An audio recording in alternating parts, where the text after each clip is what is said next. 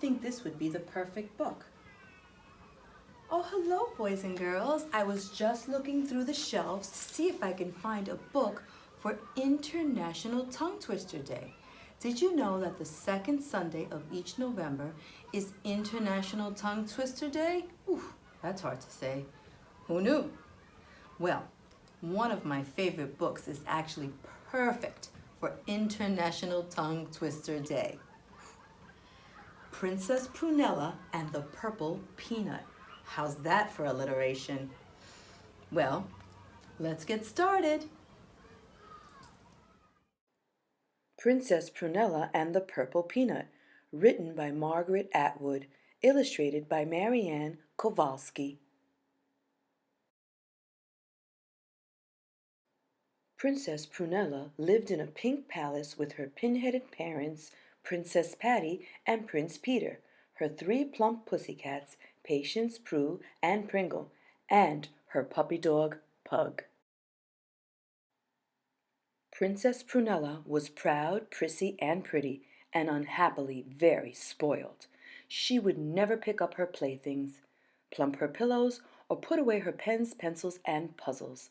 Instead, after her breakfast of prunes and porridge, and her pineapple and passion fruit punch, presented in a copper cup painted with porpoises and spiders, she would parade around all day in puffy petticoats, sprinkled with sparkling pink sequins, a peculiar pilly polo-necked pullover, a pair of pale purple pumps with peonies on the insteps, and a pinafore printed with pansies and petunias, slurping peppermints and peering at her dimples in a pocket mirror. I am perfectly pretty, she would say. When I grow up, I will marry a pin-headed prince with piles of pin money who will praise me and pamper me and adore me as much as I do.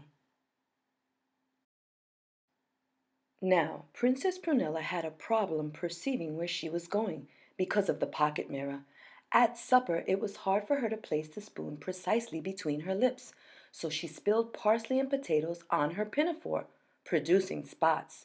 She upset the pudgy palace lamps from their pedestals patterned with puffins and pelicans, bumped into the parlor piano draped with pewter-colored polyester periwinkles, tripped over the powdered porcelain Pekingese perched near the fireplace, and tipped Princess Patty's powerful perfume all over the Persian carpet, making an unpleasant puddle.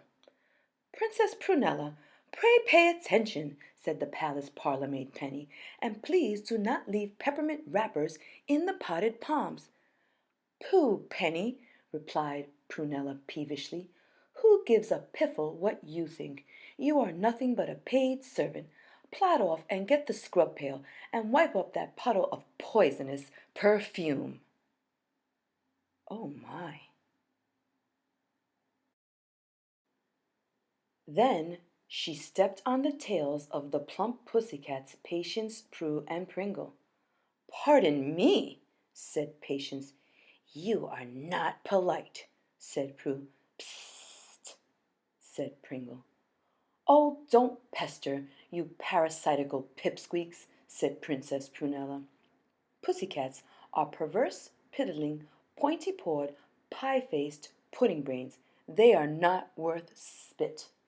She stomped on the paw of her puppy dog, Pug. Pain, pain, howled Pug, his pupils protruding. Stupid puppy, snapped Prunella. What a performance! Don't pretend to be in pain, and next time, get out of my path. Oh boy, she is not a nice person.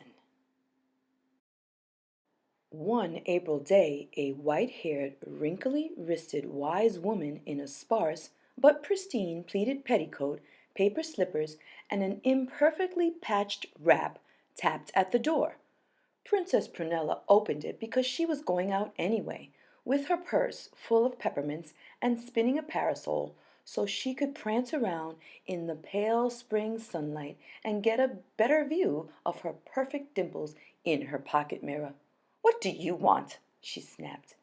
Please, Princess, said the wise woman, I am just a poor person. Could I have a piece of leftover porridge or a peppermint, or a used prune, if you could spare one?" "You are interrupting me," said Prunella. "Porridge and prunes and peppermints are for princesses. Poor people don't deserve any. So get away from this palace, you pathetic peasant pauper." Oh boy, this is getting worse. The wise woman was not pleased. "Appearances are deceptive," she said. "You are not pretty inside, just as I am not poor. I had heard you were spoiled and stuck up, but I preferred to see for myself. Now I am going to put a spell on you. It will never disappear until you perform 3 good deeds." Then she waggled her white, wrinkly wrists and pronounced impressively, "Nippity pippity zenut, let the princess sprout a peanut." "Pooh, pooh," said Prunella, tossing her long, perfectly permed hair, which had a pink primrose pinned in it. "I don't care a paltry particle."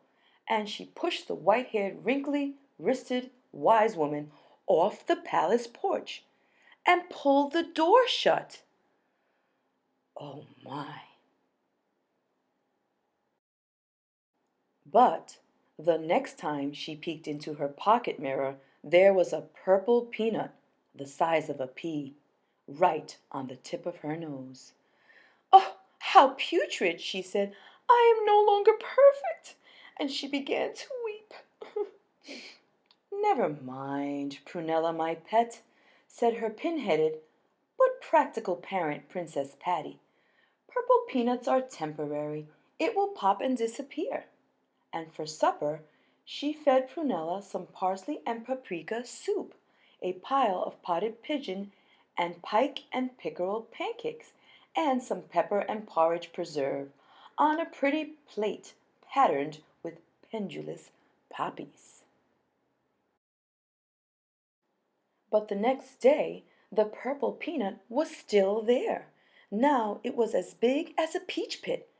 Oh, Prunella put a plaster of puffballs and parsnips on it, but this did not work.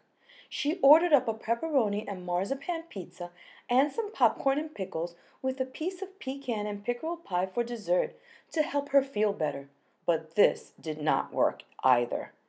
"How impossible! This is worse than chicken pox or mumps. Now I will never marry a pin-headed prince with piles of pin money," she pouted.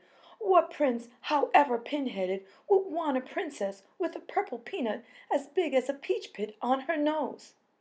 The 3 pussycats purred.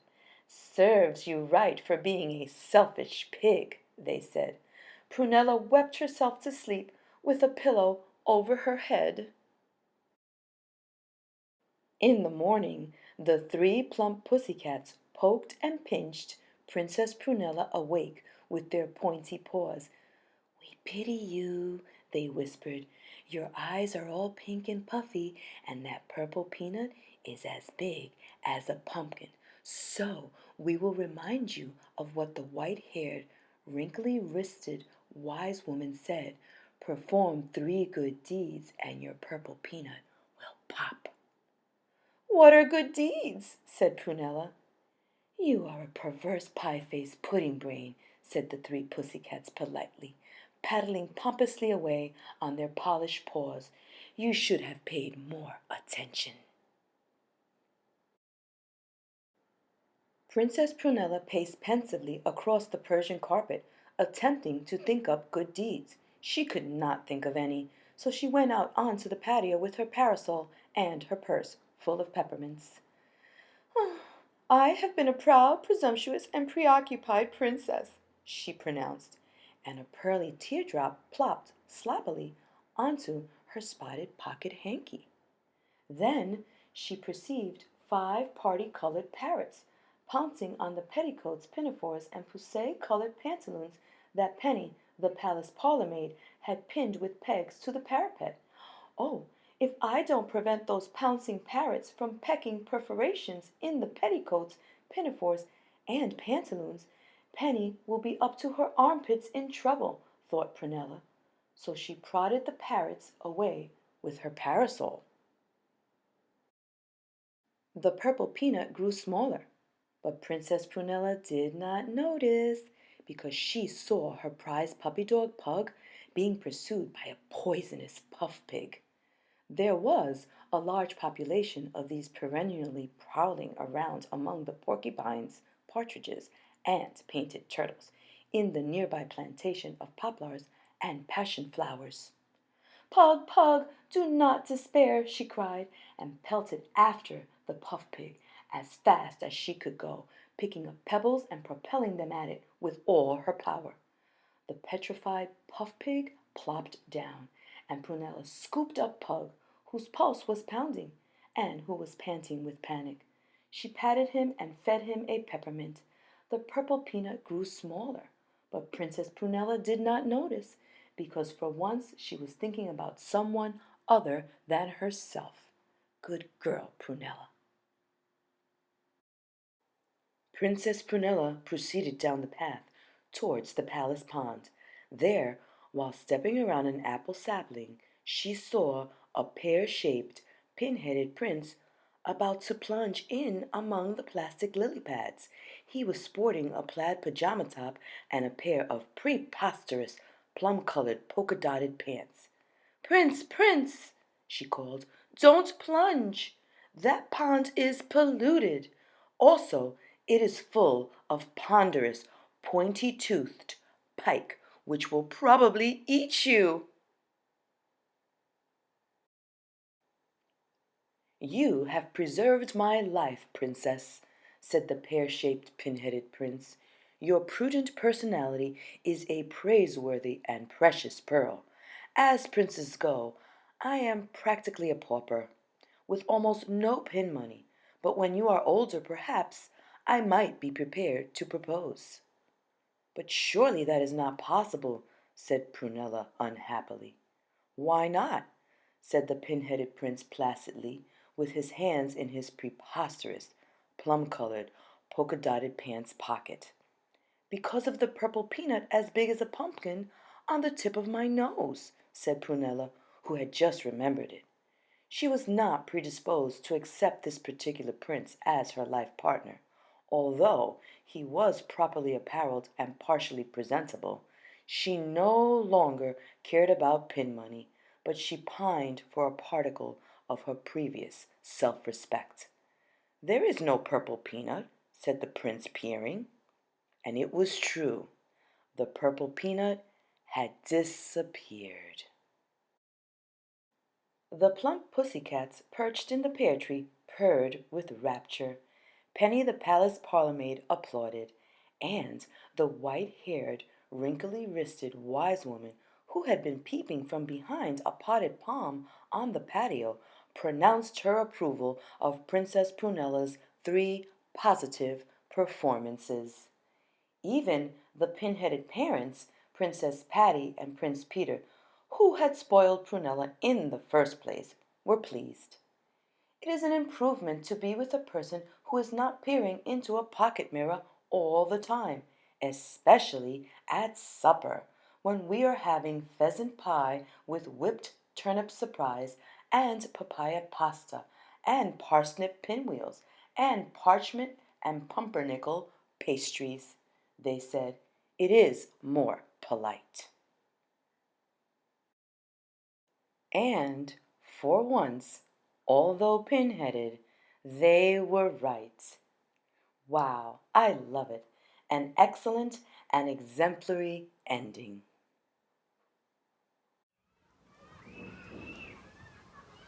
Well, I don't know about you, but I really enjoyed Princess Prunella and the Purple Peanut. And I hope you did too. If you get a chance, go to your local library, go online, or to your local bookstore and make sure you get a copy of this amazing book. And I also hope you enjoy International Tongue Twister Day. Until next time, happy reading!